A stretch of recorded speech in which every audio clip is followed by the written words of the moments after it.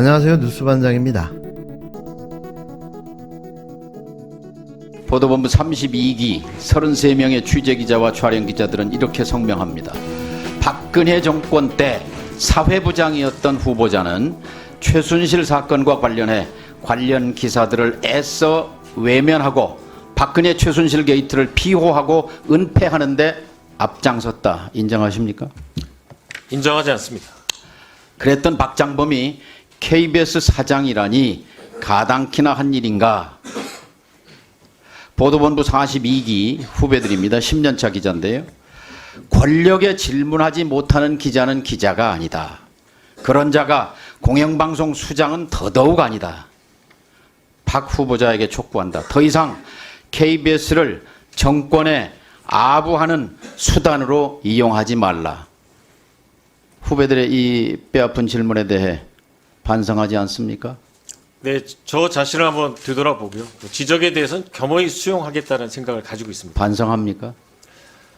제가 어떤 잘못을 했는지 되돌아보는 계기를 삼겠습니다. 반성은 안 합니까? 특별히 뭐 성명서에 대해서 반성할 생각은 없습니다. 성명서가 아니고 그 지적에 대해서. 뭐 특별히 반성할 내용은 없다고 생각합니다. 오로지 자리가 탐났던 사람, 자신의 능력으로는 그 자리에 오를 수조차 없는 그런 사람, 그 자리를 준다면 무엇이든 할 수 있는 사람, 딱 꼭두각시로 세워져 시키는 일을 아무 말 없이 해줄 수 있는 사람, 박장범. 윤석열의 이해관계가 찰떡같이 맞아떨어졌습니다. 18일부터 이틀간 진행되는 국회 과학기술방송통신위원회에 박장범 KBS 사장 후보자에 대한 인사청문회가 열렸습니다. 결론부터 말하자면 자격미달, 함량미달, 능력미달의 기자능력무, 경력능력무, 리더십 능력무까지 산무 후보자였는데요. 대체 무슨 자격으로 한국방송공사 사장이 되려 하는지 알 수가 없었습니다. 그가 되려 했던 건 김건희 브로드캐스팅 사장이 아니었나 생각되는데요. 이번 청문회로 드러난 충격적인 진실은 그가 정권이 바뀔 때마다 충성을 해왔다는 사실이었습니다. 특히 박근혜 정권에서의 그의 활약은 남달랐던 거죠. 박장범 후보는 이번만 정권에 충성한 게 아니에요. 박근혜 최순실에 충성하다가 윤석열 김건희 환승 충성을 하고 있어요. 제가 보기에. 2016년에 사회 2부장 했죠. 네, 맞습니다. 그리고 최순실 TF 팀장 했죠. 몰라요? 팀장은 따로 있었고요. 아까 어느 의원 질의에 최순실 보도 막았냐 그랬더니 징계를 안 받아갖고 나는 문제가 없다 이렇게 얘기를 했어요. 아직도 그 답변 유효합니까? 그렇게 말했다기보다도요. 제가 KBS 제작 가이드라인을 그렇게 침해했으면 당연히 징계를 받았을 다시 거다라고 물어볼게요. 말씀했습니다. 그날 데스크로서 그때 공정하고 문제되는 일 하나도 안 했어요? 저는 똑같이 얘기했습니다. 가능한 한 최대한 사실을 확인하고 취재원이 접근이 안 되면 문자라도 우리가 그러니까 본인은 연락했다고 공정하게 남겨라. 데스크 역할을 했다는 거죠? 최순실 게이트 때. 그때 아니, 정확히 얘기를 하세요. 공정하게 안 하면 엄청난 비난이 쏟아지는 상황이었습니다. 하나하나 볼게요. PPT 좀 띄워주세요. 2016년 9월 27일부터 한겨레가 최순실 정유라 이화여대 제작 과정의 특혜를 보도하고 이후 언론들이 계속 보도했어요. 그리고 10월 14일 날 한 보름 지났어요. KBS가 처음으로 이 보도를 시작을 했어요. 그랬더니 당시 사회 2부장인 박장범이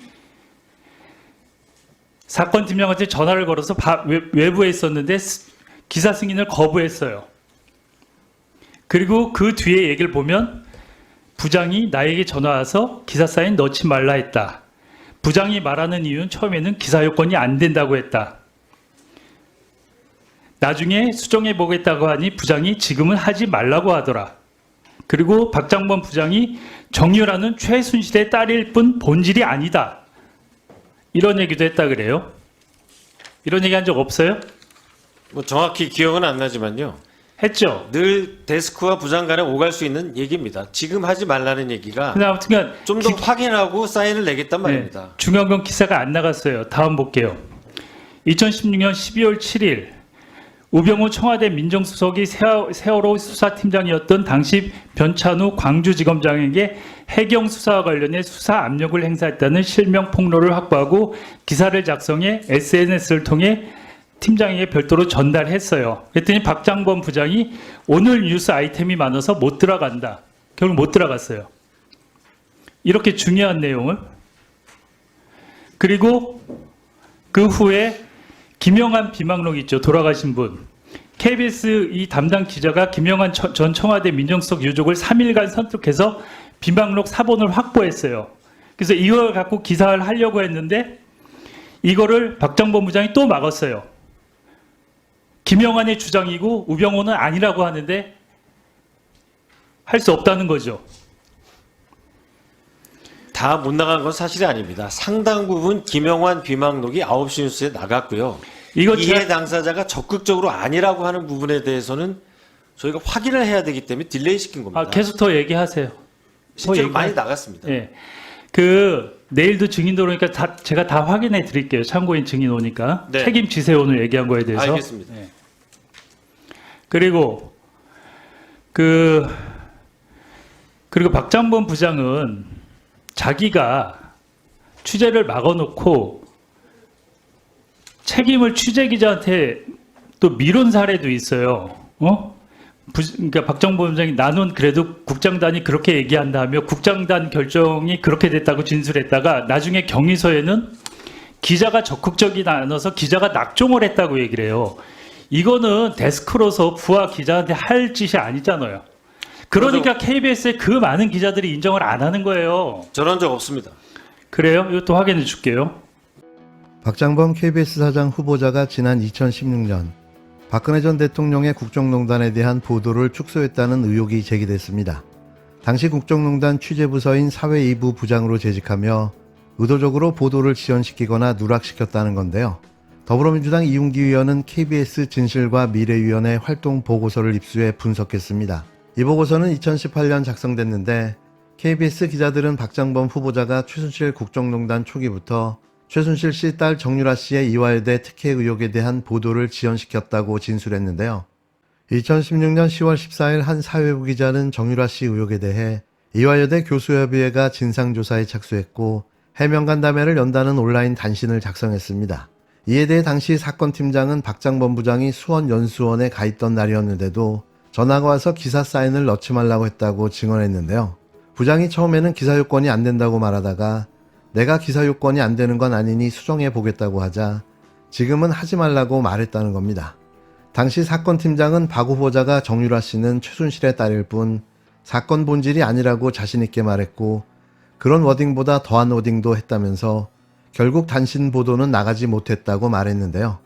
또 박장범 후보자가 태블릿 PC가 진짜인지 대해서도 의문을 표했다는 증언도 있었습니다. 태블릿 PC 조작 음모론. 아직도 태블릿 PC가 조작 음모라고 생각하세요? 그런 식의 얘기를 계속 했어요. 보니까 그 당시에 어떻게 생각하세요? 태블릿 PC에 대해서. 그렇지 않습니다. 자, 보십시오. 사회2부장이 태블릿 PC 진위 관련 취재를 지시했다. 이 진위 여부가 논란이 되고 있다면 당연히 취재를 해보라고 지시를 해야죠. 취재기자가 검찰로부터 태블릿 PC를 최순실 것으로 볼 수 있는 강력한 증거들을 단독 취재해 리포트를 제작하자 했는데 방송을 취소함. 박정범 부장은 태블릿 PC 진위 관련 취재 지시를 했다. 황당했다. 그러니까 계속 여기에 대해서 기자가 확신을 갖고 했는데 계속 취재 지시를 하면서 더 확인하라 그러면서 보도를 못하게 했어요. 태블릿 PC에 대해서. 지금 어떤 분이 태블릿 PC 음모론 주장하는데 그런 주장을 계속 했던 거예요, 그 당시에? 그렇지 않고요.